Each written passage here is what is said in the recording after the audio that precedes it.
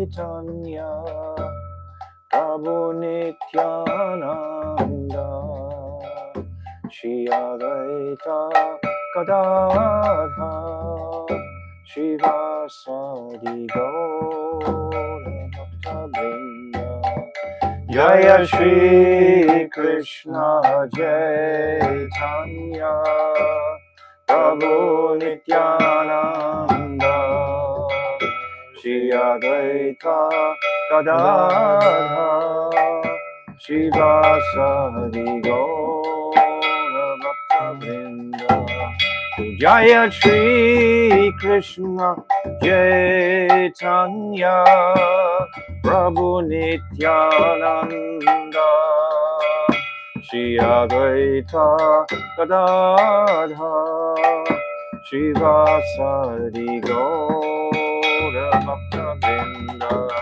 Oh Jaya Shri Krishna Chaitanya Prabhu Nityananda Shri Advaita Gadadhara Shivasadi Gaura Bhakta Hare Krishna, Krishna Krishna, Hare Hare, Hare Rama, Hare Rama, Rama Rama, Hare Hare, Hare Krishna, Krishna Krishna, Hare Hare, Hare Rama.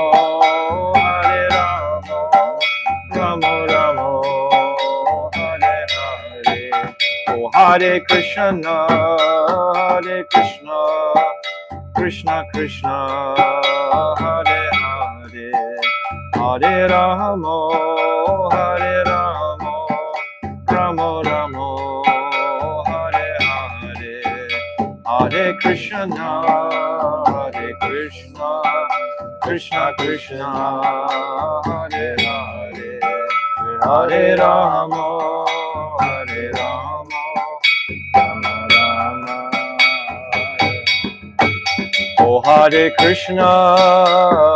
Krishna, Krishna Krishna, Hare Hare, Hare Rama, Rama Rama, Hare Hare, Hare Krishna, Krishna Krishna, Hare Hare, Hare Rama, Rama Rama, Hare Hare, Oh Hare Krishna, Krishna Krishna, Hare Hare, Hare Rama, Rama Rama, Hare Hare, Hare Krishna, Krishna Krishna, Hare Hare, Hare Rama, Rama Rama, Nitai Gaura Hari Bol, Hari Bol, Hari Bol, Gaura Hari Bol, Gaura Hari Bol, Hari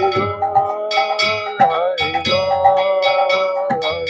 Oh Jaya Sachi Nandan Jaya Gaura Hari, Sachi Nandan Jaya Gaura Hari, Jaya Sachi Nandana Jaya Gaura Hari, Jaya Sachi Nandana Jaya Gaura Hari, Gaura Hey, Gaura Hey, Gaura Hey, Gaura Hey, Gaura Hey, Gaura Hey. Oh Jaya Radha, Madana Mohan Radha, Madana Mohan Radhe, Radha, Madana Mohan Radha, Madana Mohan Radha, Jaya Radha, Govinda Radha, Govinda Radhe, Jaya Radha, Govinda Radha, Jaya Radha, Gopinata Radha, Gopinata Radhe, Radha Gopinatha Radha Gopinatha Radha. Oh Jaya Radhe Jaya Radhe Jaya Radhe Jaya Shri Radhe Jaya Radhe Jaya Radhe Radhe Jaya Shri Radhe. Oh Radhe Radhe Radhe Radhe Radhe Radhe Radhe. Jai Shri Shri Guru Garangagan Havika Giridhari Radha Vinod Bihari Ju Ki Jai Sachinandana Gaura Hari Ki Jai Jai Nitya Lila Pravishta Om Astottara Sarashishimat Srila Bhakti Vedanta Narayan Goswami Maharaj Ki Jai Jai Nitya Lila Pravishta Om Astottara Sarashishimat Srila Bhakti Vedanta Swami Srila Prabhupada Ki Jai Jai Srila Bhakti Pragyan Keshav Goswami Maharaj Ki Jai Jai Jagat Guru Nitya Lila Pravishta Om Astottara Sarashishimat Srila Bhakti Siddhanta Saraswati Goswami Prabhupada Ki Jai Jai Mahabhagavat Srila Gaura Kishore Das Babaji Maharaj Ki Jai Jai Satam Goswami Srila Satchidananda Bhakti Vinod Thakur Ki Jai Arupa Nuga Guru Vargya Ki Jai Ananta Gota Vaishnava Vrinda Ki Jai Gaur Premanandi Hari Hari Bol Om Agina Timirandasya Gyananjala Shalakaya Chakshu Unmilitam Jena Tasmaya Shri Guruve Namaha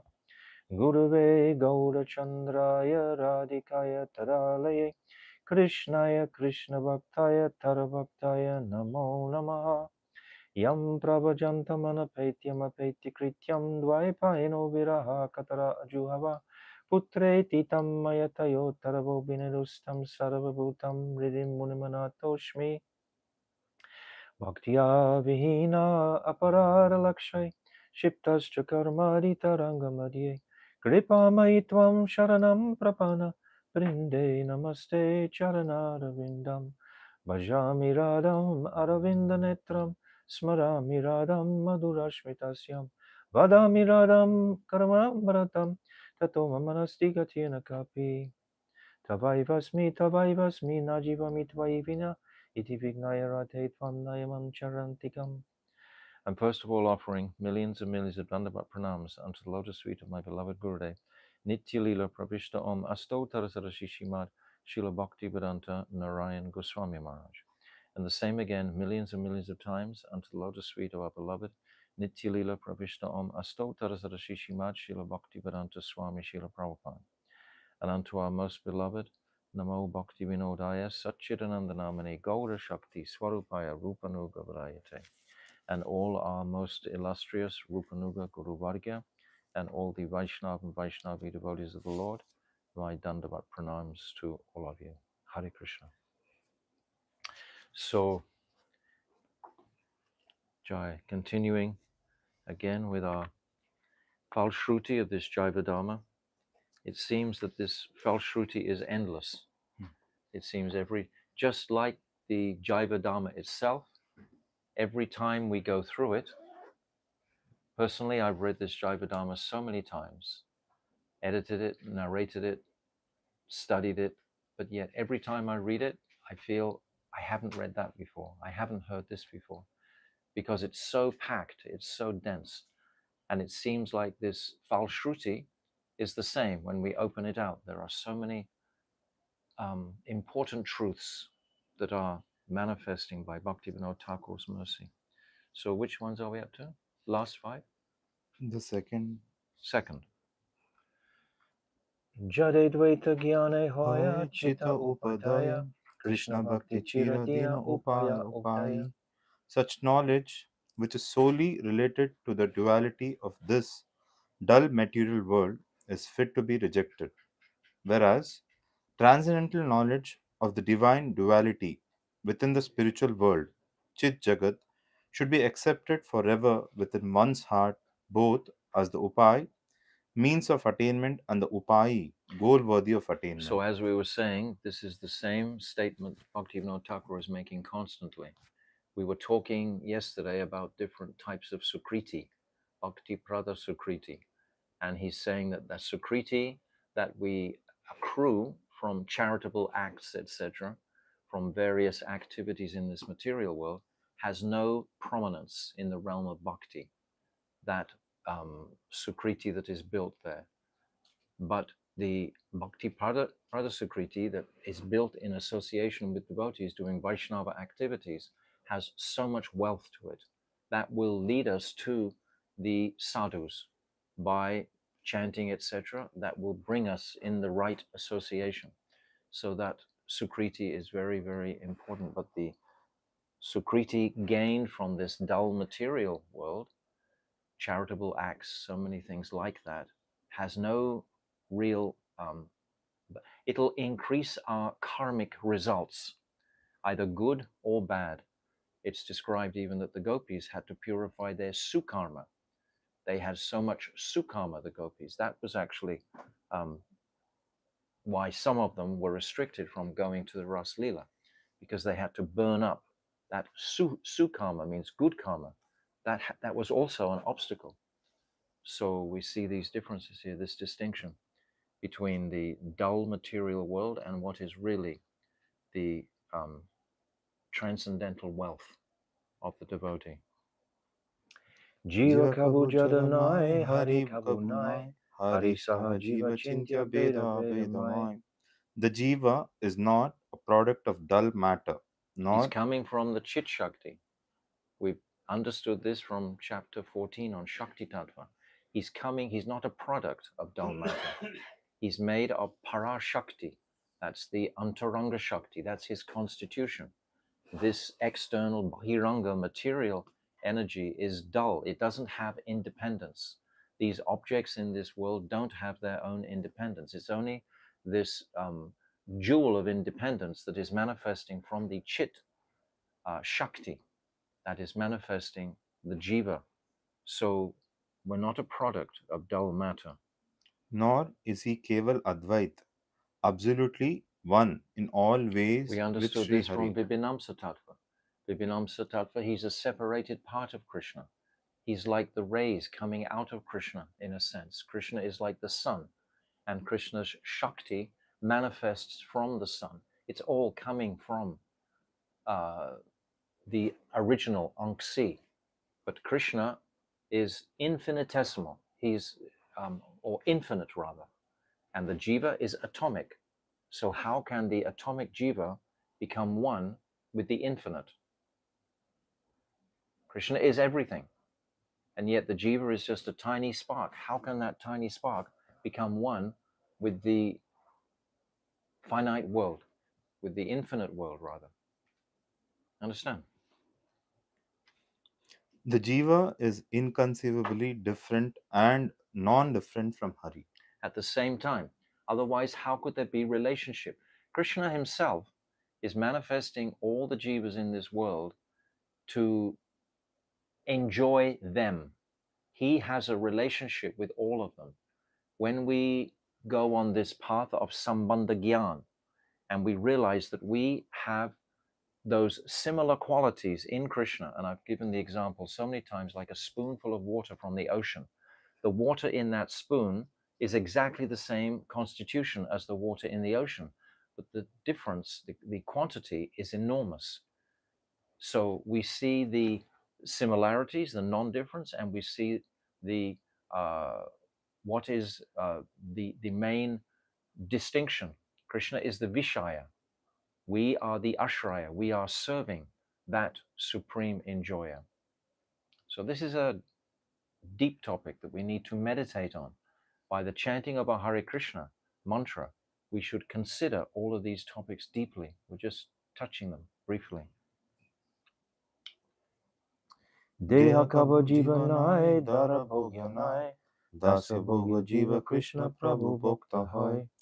The material body should never be considered to be the Jiva, and this earth is not for the Jiva to exploit and enjoy.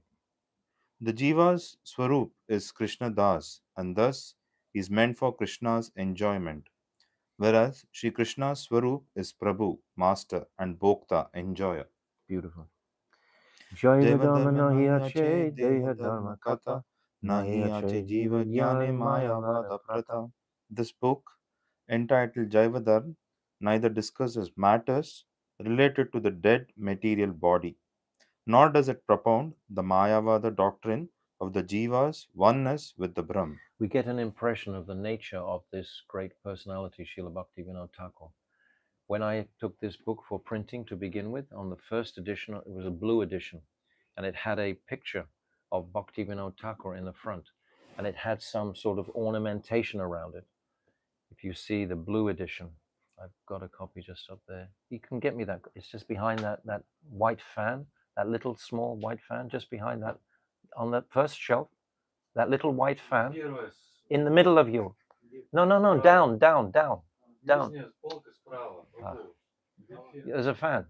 Yes, take it out. Yes, that's it. Give me that copy. I'll just show you. It's a nice appreciation. You see here, this ornamentation. So my plan was that this picture was going to stand out like a locket on a chain. And this was supposed to represent like a jewel, the jewel of Bhaktivinoda Thakur. So I took the picture, not the book, the picture to my Gurudev, and he jumped.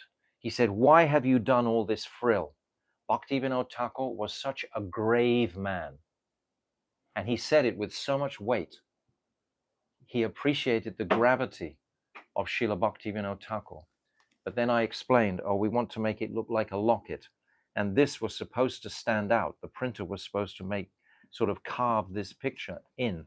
So it was supposed to come out a little bit on the side. But it didn't work out the way we wanted because they were so expert. But still, my Gurudev was appreciative of it. He understood. But just to begin with, he thought it was just a decoration. But it was supposed to look like a jewel. That was the idea. But my point is, what I'm sharing with you is how the mood came from my Gurudev's heart very strongly. Such a grave man, Bhaktivinoda Thakur. You know the meaning of grave? It means very deep, very serious, sober. You know, he's obviously traveled in the spiritual worlds. He's coming from that world. So he's carrying the weight of that gravity. So when Bhaktivinoda Thakur is giving us this Falshruti, every single verse is a statement. Nothing is frivolous here. Every single word in these Falshrutis is really significant. This book entitled Jaiva-Dharma neither discusses matters related to this dead material body, nor does it propound the Mayavad doctrine of the Jiva's oneness with Brahm. So neither Brahmavad nor the Mayavad. This is not where this scripture, this book is going to take us. It's only going to take us to transcendence. First, we have to absorb these truths. These truths are extremely deep, and we have to actually seriously study them, like the gravity of Bhaktivinoda Thakur, who is writing them for us. We have to have that type of mood. You know, I told you before, we've took this to the University of Cambridge, I think, or Oxford, one of those two, to get it categorized in their curriculum. And they read the whole thing and they said, oh, this is post-PhD. The study of this is for the serious students after PhD. So where does, in university study, it goes up to what? MA, bachelor, something? What is post-PhD? Anyway, it's very high study. So, yes, we shouldn't think it's just going to drop off the page, these truths. We have to apply ourselves carefully. Jiva nitya dharma bhakti tabe jadanaya shuddha jiva prema seva phale payantaya. The Jeev's Nitya Dharma is bhakti, devoid of material motivation. The Jeev, purified by seva, attains the fruit of that seva in the form of prem. So yesterday we also discussed about anarthas. In the chapter, it was discussing the four principal types of anarthas. These anarthas can be a cause of material motivation for us, especially in Hriday Dubalyam. Srila Bhaktisiddhanta Saraswati, he said, what is the greatest anartha in a whole forest of anarthas? What is the greatest tree that represents the greatest anartha to the sadhak? What is that? Pratishta. Yes, this Pratishta. Pratishta is a part of Hriday Dubalyam. Hriday Dubalyam is in four categories, and Pratishta is a part of that. But this idea, because as you're studying, an illumination will come in your own consciousness. There will be a taste of brightness as we're absorbing these deep qualities. And others can recognize that because you become very clear, and your presentations can be very enlightening for other people. And if you start to witness all these other people becoming enlightened, becoming satisfied with your presentations, you can start to think, oh, this is me. And then what happens? Then you're stuck in the material consciousness straight away, the abhiman of being this body. We can't go any further as long as we hold on to my own glorious deeds. I have no glorious deeds whatsoever in this world. When I compare myself, if I want to compare myself to any of the Nitya Siddha Parikas in Vrindavan, the extent and depth of their love for Krishna, like, for example, the gopis. The gopis are only concerned with Krishna's happiness. They're not considering about their own discomfort caused by extreme separation. The gopis, it's described in Ananda Vrindavan Champu. There's a few pages describing the gopis' separation. They describe it themselves. They feel like their body is being bitten by hundreds of scorpions. They feel like they're being sawn in half. Any amount of suffering we may have experienced in this material world is absolutely nothing compared to the suffering that the gopis experienced during separation from Krishna. But it's a transcendental suffering.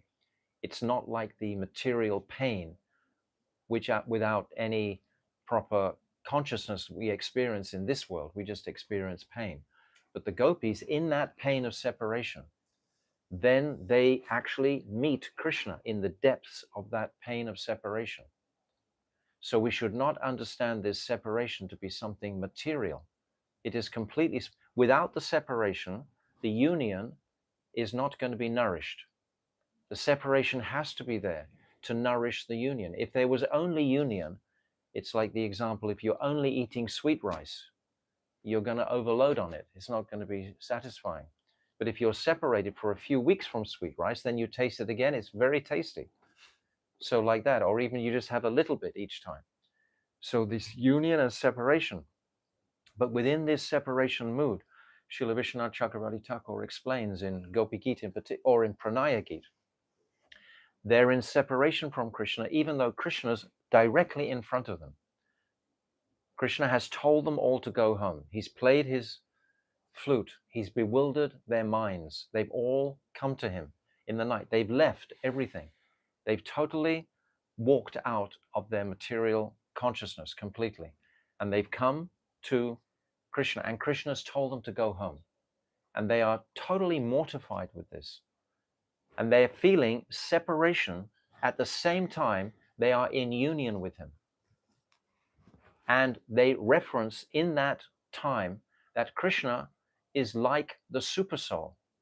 And Vishwanath Chakravarti Thakur is explaining that in the deepest separation mood, you're seeing Krishna sometimes with his Aishwarya aspect of being the supersoul.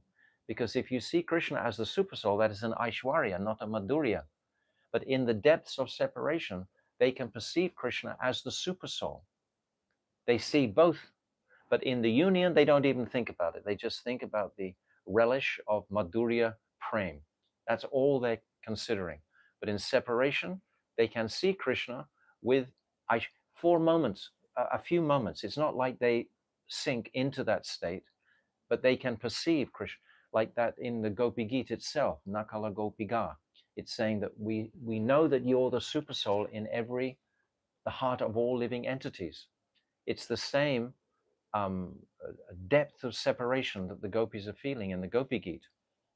I was talking about Pranaya Gita before, when Krishna's in front of them. Gopi Gita, Krishna's not in front of them. They're just lamenting. But it's that intensity, that greed, that is going to bring Krishna back to them. And it's going to create the greatest union, sambhog, as a result of that intense separation. That's the dynamic of all of Braj. In Braj, there's 24 hours in the day. There's 8 Astakalya Leelas, starting from Nishanta Leela. And out of those, that time frame, there's 12 hours almost exactly when Radha and Krishna are together in sambhog, without any disturbance from elders or anything like that. In Nishanta Leela, no one else is there. In Ratri Leela, no one else is there. In Madhyana Leela, no one else is there. Those 3 Leelas, they make up approximately 12 hours. And then the Pratalik Leela, when Krishna wakes up, goes to the Goshala, milks some cows, and then the Purvana Leela, when the Sakas come and they all go to the forest together. There's all elders around. They don't have meeting during that time.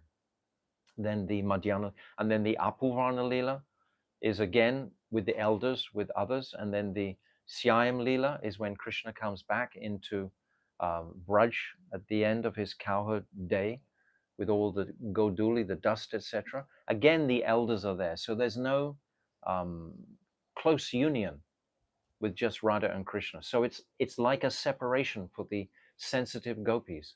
They sing their Venu Geet when Krishna's in the pastures. This is all about Purvarag. This is all about separation. Purvarag is a separation mood. And then the Pradosh Leela, after Shyam Leela, this is when Krishna's with Mother Yashoda, Nanda Baba, they go for the entertainment in the village, etc. They have dramas about Lord Ram. They have so many songs and they demonstrate all kinds of beautiful entertainment type of moods. And Krishna's with all the villagers of Vrindavan, and they're all glorifying Krishna. So Krishna again is not with Radhika exclusively, but only in Ratri Leela after that Pradosh Leela. So the 12 hours of the day are completely bound by this exclusive sambhog relationship. And then 12 hours are with these viraha moods, these moods of separation, because one is balancing the other always. Even in Mahaprabhu's pastimes, Mahaprabhu spent 24 years in Navadvip. This was like Krishna in Vrindavan. This was like a union mood. He's with his Sachimata, Jagannath Mishra, etc. He's with mother and father. He's teasing the gopis on the bank of the Ganga. He's friendship with the weaver, with the milkman, so many people in the village. It's like a union type of mood. And then there's the kirtan in Srivasangam, and that's described when Krishna actually tastes this Madanakya Mahabhav, this mood of sambhog, during that kirtan ras in Srivasangam. But then when he goes to Puri for the last 24 years of his life, my Gurudev has described that practically it's always Vipralamba Bhav. Once or twice he smells Krishna's fragrance. Once or twice there's a momentary darshan, but basically it's all Vipralamba. So you get the same dynamic again of meeting and separation, even in Chaitanya Mahaprabhu's pastimes. So these are topics to consider. Did you read the translation of the last one? Yes. Okay. So we're back in our chapter 17. And yesterday we discussed the 4 anartas: Asat Trishna, Hriday Dubalyam, Aparad, and Swarup Brahm, and the 4 different categories of that. That was briefly described. And then basically this chapter is showing us the different types of liberation. So we've spoken quite a lot about the liberation into the Brahmajyoti, the Jnani. The Jnani's practice is to attain Sayuja Mukti, which is merging into the Krishna's effulgence. And the yogi's goal is to attain Paramatma realization. And we were just reading today in my Gurudev's Gopi Geet, the gopis are speaking to Krishna what I was just explaining about Krishna being the supersoul. They are explaining to Krishna being the supersoul. And these are the gopis' words that are in verse 4 that my Gurudev is describing. I should read this because this is again about the neutrality or shantaras of Antaryami, the Supersoul. Like, understand what that Paramatma realization means. It's the yogis who practice Paramatma realization, not with the intention of developing their relationship with Bhagavan. They actually want that potency, that power of Paramatma realization.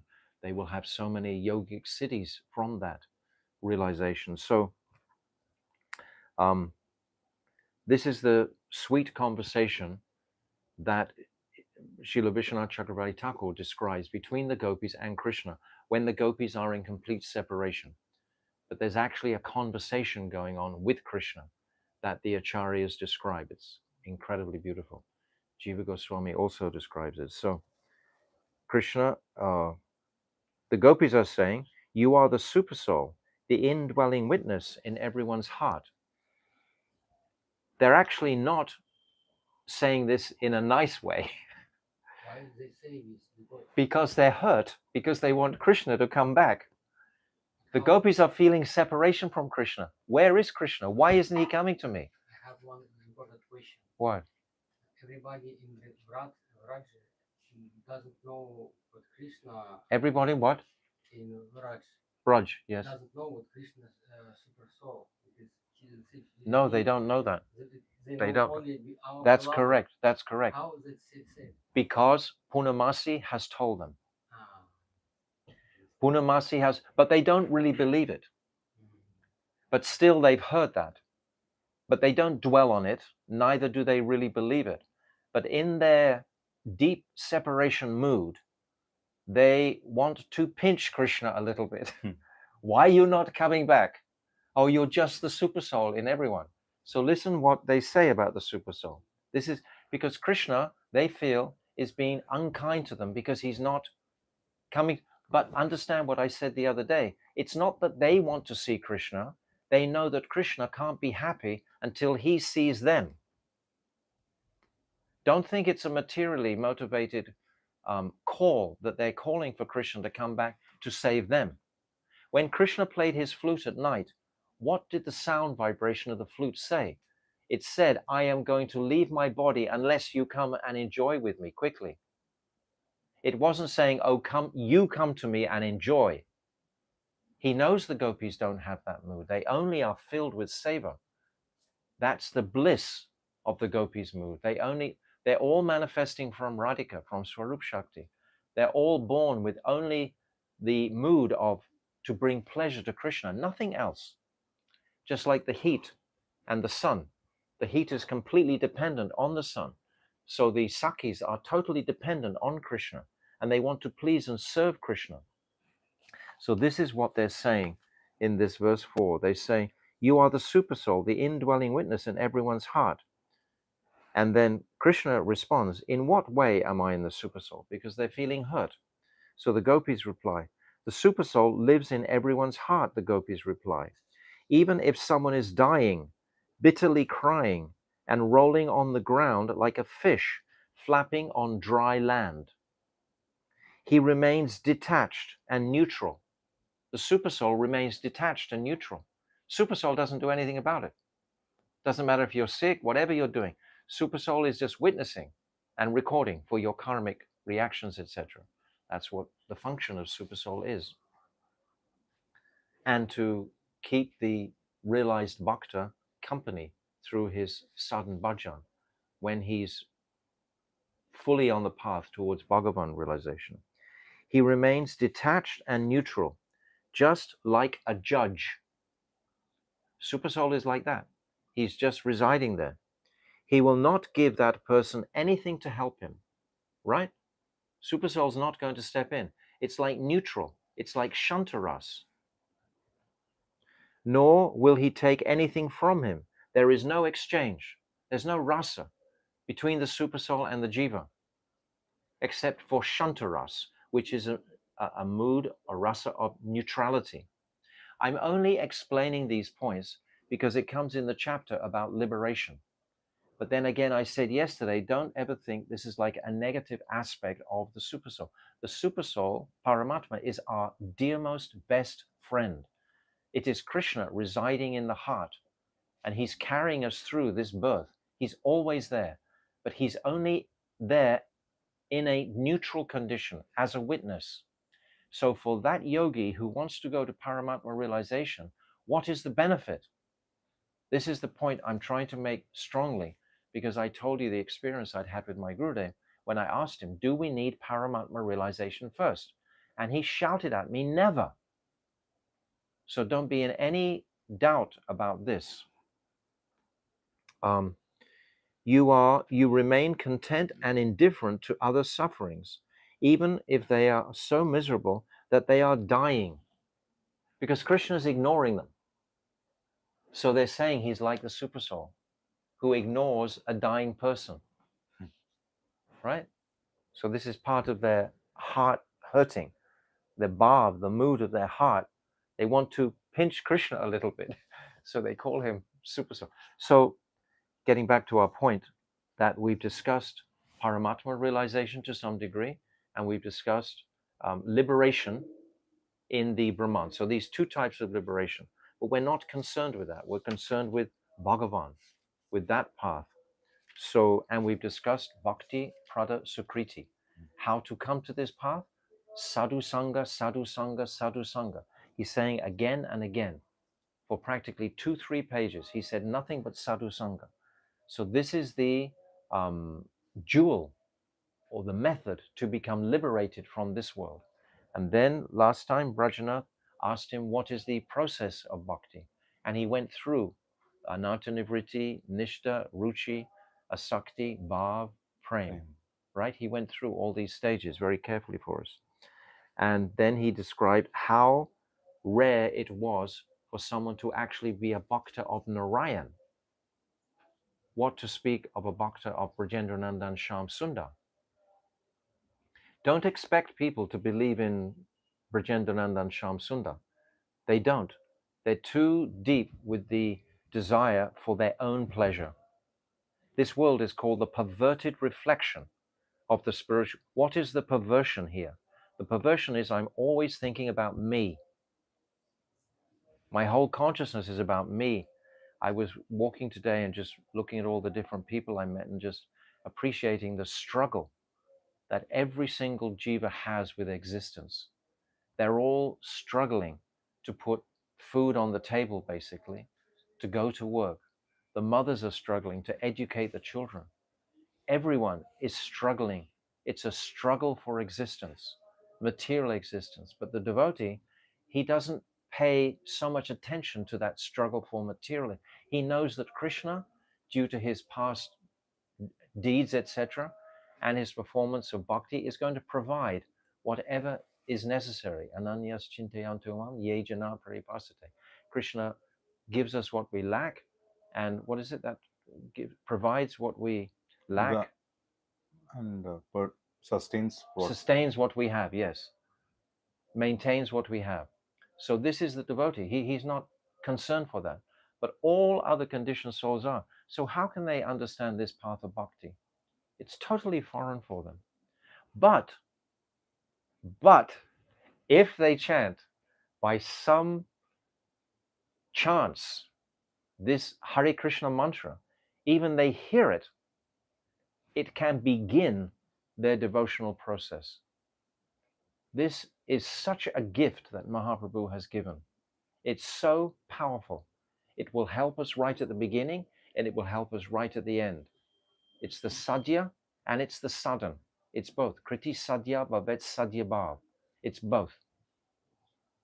So now we come to page 395, correct?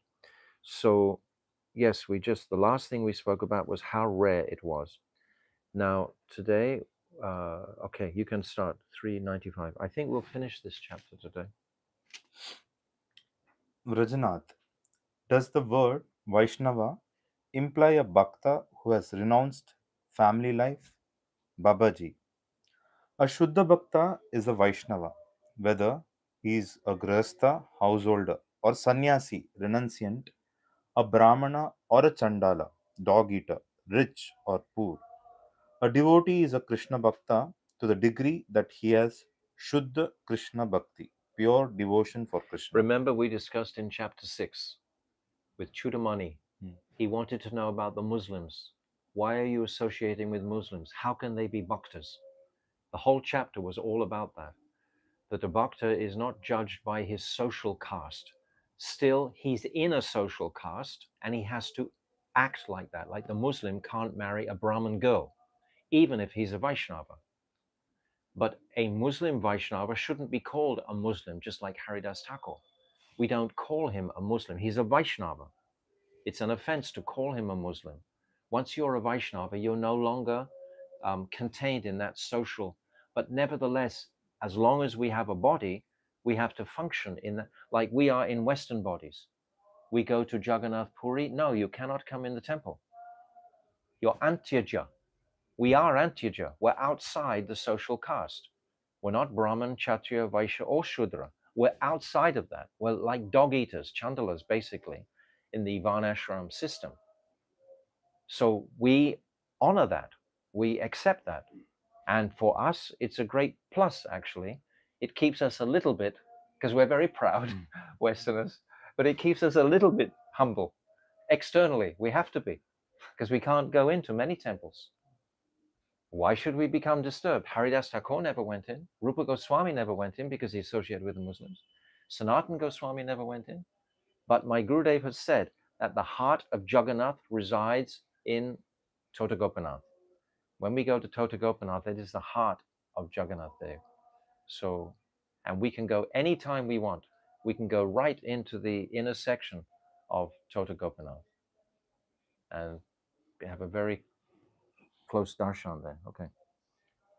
Vrajanath, you have already said that there are 5 types of Jeev in Maya's stronghold.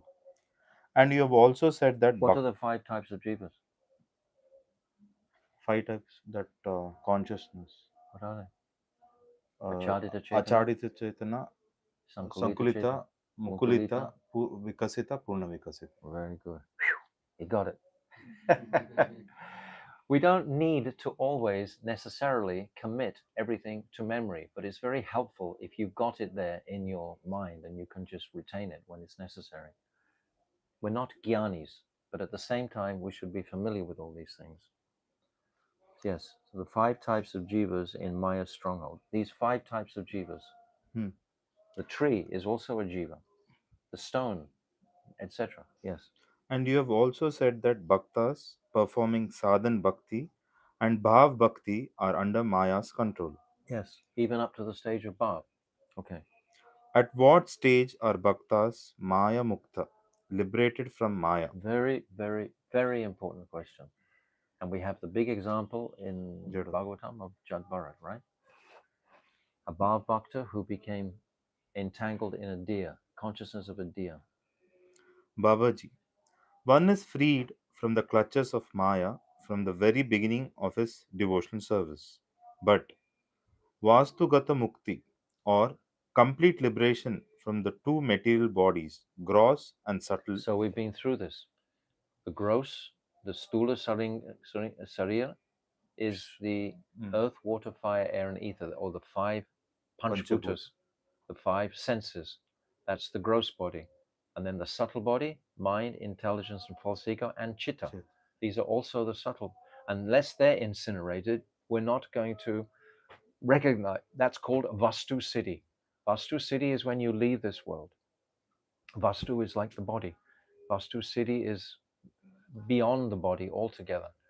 Swarup Siddhi is within the body. So these 2 types. Vastu Siddhi is when you leave. So he's Swarup saying, Siddhi can happen within. yes, yes, absolutely. We Swarup see, Siddhi, it huh? means when you take a girl Swarup Siddhi is, pastimes of Krishna. yes, when you actually go into those pastimes of Krishna. It's Vastu. You don't carry your material body Wow, with you, it's but you spiritual keep coming back to your material body. You haven't given it up yet. The Vastu Siddhi, he's gone from the, he's died. He's no longer got the material body.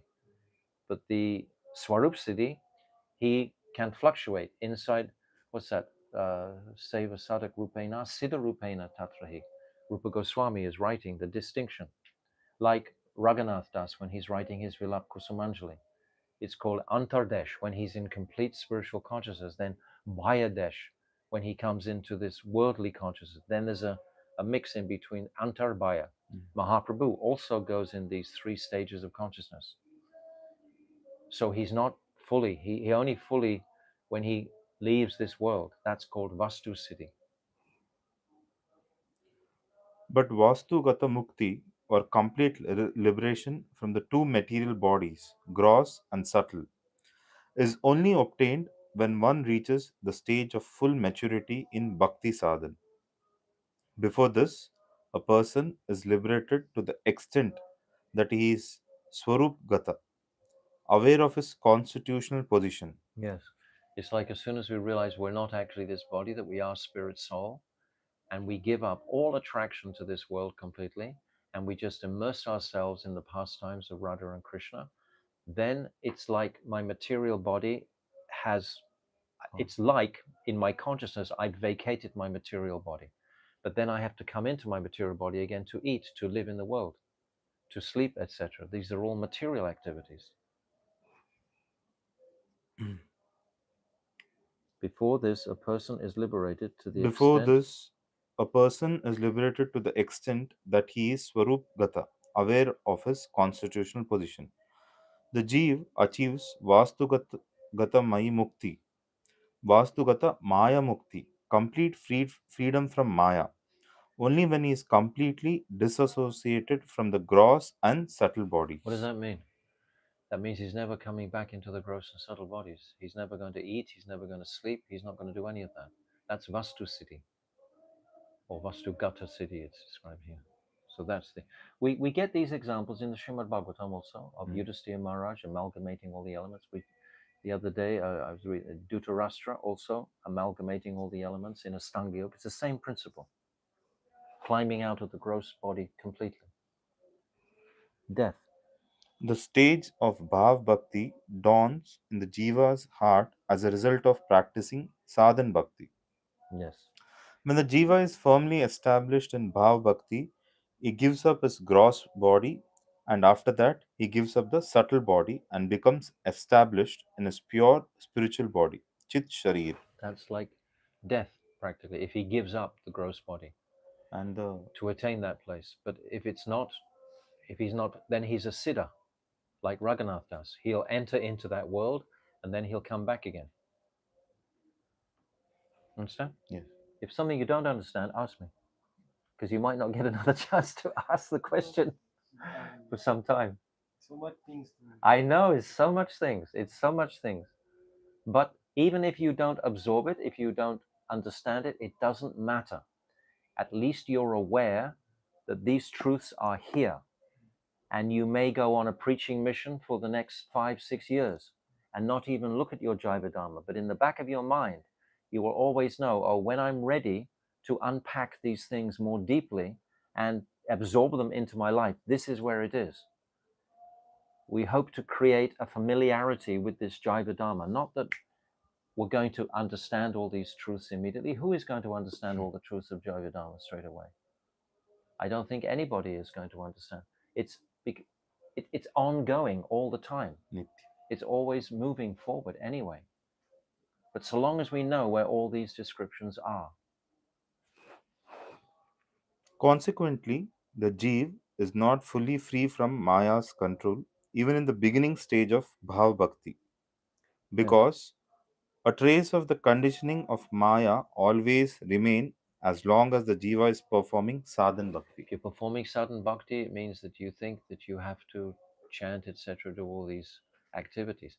Someone completely on the siddha platform, they won't have to perform any sadhan. On the uttam platform, they do if they come back into this world to preach. Generally, the uttam that we are familiar with, Bhaktivinoda Thakur, Srila Bhaktivedanta Swami Prabhupada, my Gurudev, they were uttam. But they came down to the madhyam level to preach. And they weren't walking around in their Vastu city. Otherwise, they weren't, they were very much operating in the world. Otherwise, how could they do their seva to Krishna?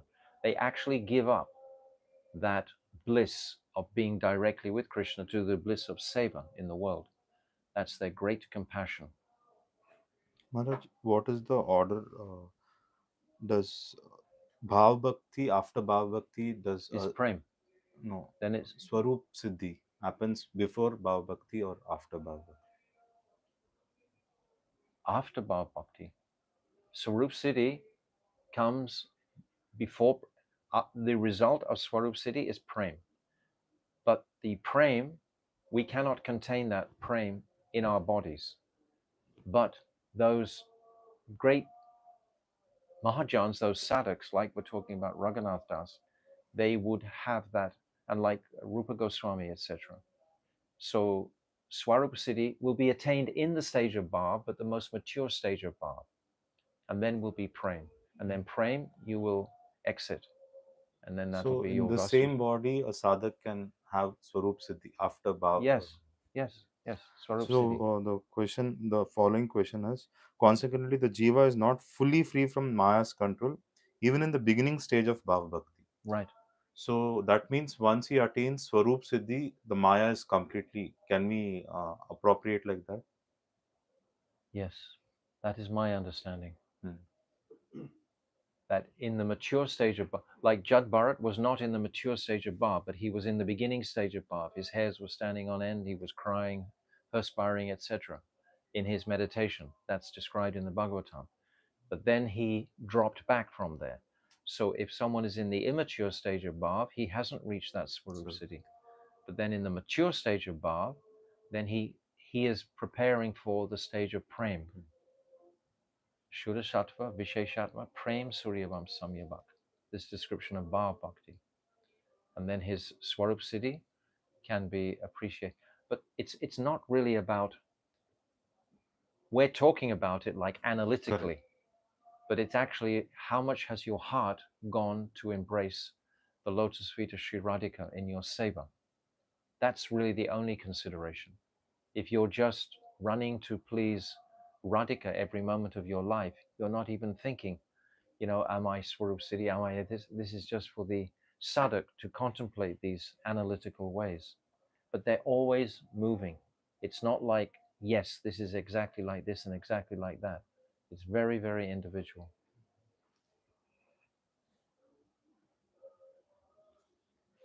The Yes. authorities in our line have carefully considered sadhan bhakti and bhav bhakti and have included bhaktas practicing both these stages amongst the 5 stages of conditioned souls. What are the 5 stages of conditioned souls? It's not the 5 stages of consciousness that we just discussed. Kanishta. No, it's actually more simple than that. It's anartanivriti, nishta, Okay. ruchi, asakti, Asakti, bhav. bhav. Those are 5 stages of consciousness that we go through in our practice before prem. We can't attain prem in this body. Our body is not capable of holding the power of prem. We even see in the body of Chaitanya Mahaprabhu, who was experiencing those bhavs of Mohanakya Mahabhav, those deepest separation moods from Radhika. What happened to his body? It couldn't tolerate it. It became like a pumpkin. All the limbs came inside. When he jumped in the sea, all his limbs became elongated. His body couldn't tolerate it. And Radhika knew that when she allowed him to take that bath, when she gave him that bath. She said, you can't tolerate it. And this is an expression of intolerance of the body. So what to speak of the sadhak? He can't act, but we can experience bhav in this birth. It is possible for us to reach the stage of bhav. And that's the stage just prior. Shuddha sattva, vishay sattva, prem suryavam samyabhak, ruchipis chitar vishnu, shud ashub bhav uchyate. Bhav is like the ray of the sun of prem. So it's practically coming to prem, but it's just before prem. Then when prem comes, this material conception is totally dissolved. It's not there anymore. And then comes sneha, man, pranaya, rag, anurag, bhav, mahabhav, modan, moha. These transcendental stages. These are transcendental stages that we're going to discuss in the last 14 chapters. When Narottama Das Thakur in his songs says to think about yourself serving Sri Radha Krishna, what is this stage? This is actually all stages. If we're considering this in the stage of anartha nivriti, our anarthas will get left behind for that duration of time. While you're remembering Radha and Krishna, you're not being concerned or there's no obstacle from your anarthas. You're just remembering Radha, but you won't be able to hold on to it. You'll drop back in until you've purified all the anarthas and you come to the pure stage of nishta. Nishta is when you can't think of anything else except Radha and Krishna. So you're in that place of remembering your seva to Radha, but then you're still going to be fluctuating, even in nishta. And then ruchi, some taste is coming, but then you haven't developed the next stage, which is asakti. Asakti is that complete attachment to Radha and Krishna. So in any stage of remembering Radha and Krishna is going to be progressive. But when these lower, because it's like we've got the spiritual consciousness moving in one direction, but we've got this material body that we've had for this consciousness for many births, and so much to purify within there. It's like this baggage that we're carrying of the false ego, this abhiman of my identity in this world. So gradually, as these divine thoughts open up and progress, these attachments, because it's due to attachment that I'm carrying these lower states of consciousness, that I am the body. And before in my earthly life, I did this and this, or I have these material desires, etc. These are all like excess weight that need to be purified by thinking of Radha and Krishna. As long as you're thinking, if you're thinking when you're chanting Hare Krishna, if you're thinking Hare, Radha, Krishna, Krishna are together, this is the dynamic of the Maha Mantra. Hare Krishna, Radha and Krishna are together in union. Then Krishna, Krishna, Hare, Hare, they're in separation. I've just described how there's 12 hours in meeting and 12 hours in separation. In the Maha Mantra, there is half of it is meeting and half of it is separation. But if we're thinking of Radha and Krishna, then at that moment in time, that's the highest progress we can be making with our adhikar at this particular time. Our adhikar will be increased with our practice and our association and our study and our reading, etc. We will increase the container so that I can hold these divine stages of realization. We've got holes in our container right now. Our sadhana is to patch them up. And sometimes we get a bright realization of Radha and Krishna, but then it drops back again because we haven't properly fixed up all the holes. We're leaking it out.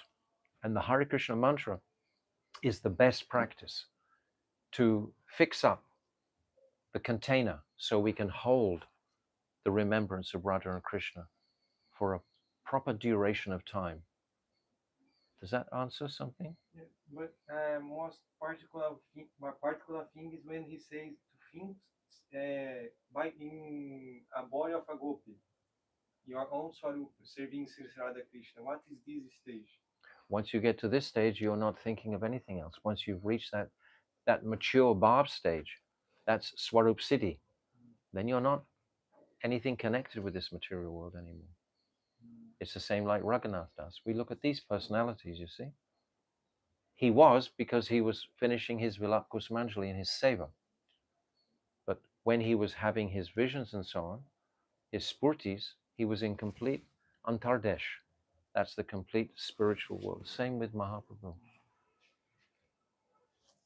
Go ahead. So the 5 stages of conditioned souls. The materialists and the impersonalists are definitely included among the 5 categories of conditioned souls. Yes, because the consciousness, when we're going through these stages of consciousness, you can still be an impersonalist. You haven't cemented that complete, you can be performing bhakti and still want to get gyan. You can be performing bhakti and still want to have Paramatma realization. These are impersonal realizations. Paramatma realization and the Brahmajyoti. And even the metals also is mentioning. So some of them want to enjoy material. Yes, if they They'll want, have that metal conception. that can still be there. And it's very individual. Understand this point. Each time, you personally have to understand this yourself. You have to relate this to your own life. Read it very carefully and relate it to your individual circumstances. Okay. The only path of deliverance from the clutches of Maya is bhakti for Sri Hari. The Jeev has been put under Maya's control because he is offensive, and the root of all offense is forgetting that I am Krishna's servant. The That means offense, definitely the impersonal paths. the offenses can only be eradicated if one has Krishna's mercy. Only then can one, only then can one be And how freed. does get Krishna's mercy? Through his representatives. Sorry. You can't get it directly from him. Just like you can't go and see the Prime Minister directly, you have to go to the Secretary. So we have to go to Krishna's representatives, Guru. The offense can only be eradicated if one has Krishna's mercy. Only then can one be freed from Maya's control. This is the final conclusion. The impersonalists believe that one can gain liberation from Maya by cultivating knowledge. Jnani. But this belief has no basis.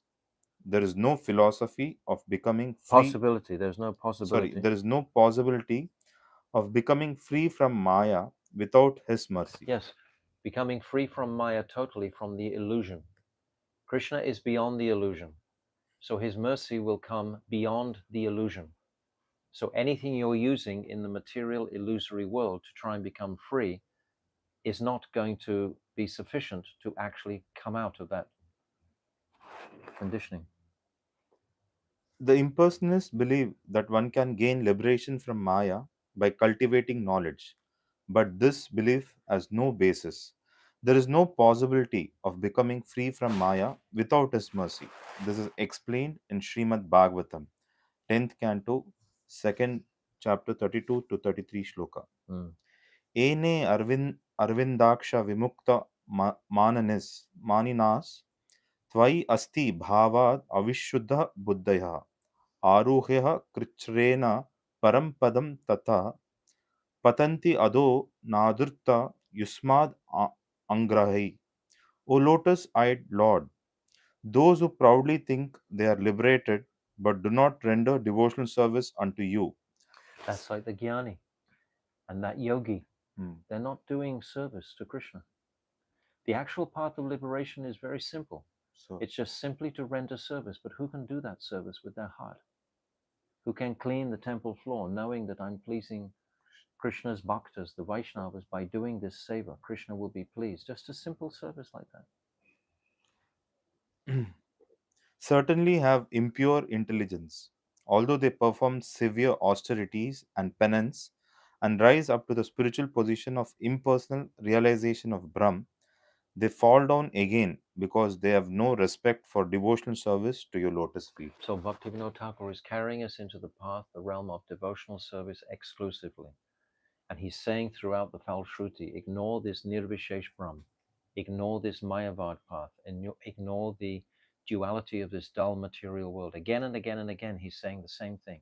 And he's reiterating this in this chapter at the end. How is the jiva liberated from Maya? You know, it's not by knowledge, it's only by the mercy of Krishna's bhakta. This is the only way, sadhu sangam. Tataha na te madava tvakaha kvachit brashyanti magrata tvai baddha sahurda tvai abhigupta vicharanti nirbhaya vinayanikapa mudrushu prabho. O Madhava, your dearmost bhaktas who have true love for your lotus feet are not like those proud jnanis, for they never fall down from the path of devotional service. Since you protect them, they move about fearlessly, stepping on the very heads of those who obstruct their path so that no obstacles can check their progress. Jai, we'll stop there. Wonderful. That's a very inspiring verse, that last verse. No obstacle can obstruct the bhakta, the sincere bhakta. If the bhakta is sincere to get the mercy of Krishna's lotus feet, and he's he's hungry for sadhu sangha, he's looking for the sadhus, he's taking deep shelter of his guru, listening carefully to every word he's saying, he's taking shelter of these scriptures like Jaiva-Dharma, etc., then only progress will be his path. But if there's some ulterior motive, that's why apratihati, what is that? Again, savai pumsam parodharma yato bhakti rose. Ahoitsaji, Ahaituki. ahoitiki apratihata, unmotivated and uninterrupted. My Gurudev was saying in one lecture today, die to live. This was the motto of Srila Bhakti Rakshak Sridhar Maharaj. This path must be one of die to live. We must take it so, like I said at the beginning of the class about Bhaktivinoda Thakur's gravity. We must try to imbibe that mood of the depth of this journey that we're on. It's not a lightweight journey. We're carrying the soul to transcendence. And it's like a minefield of different attractions on the way, exactly like Brihat Bhagavatamrita. We have to be very clear on our path. So we didn't finish the chapter. That's quite all right. We're not rushing to finish the end of the book. I said that at the beginning. So our objective is not to complete quickly, because there's too much in the last few pages. So, okay, we'll go over at this chapter again briefly in a summary form before we move on to chapter 18. And but I think it's very instructive. Srila Bhaktivinoda Thakur ki jai, Upanuga Guru Varga ki jai, Gaur Premanande, Vanchakalpatarubhyascha, Kripa Sindhaveva, Patitanam Pavanebhyo Vaishnavebhyo Namaha, Gaur Premanande Hari.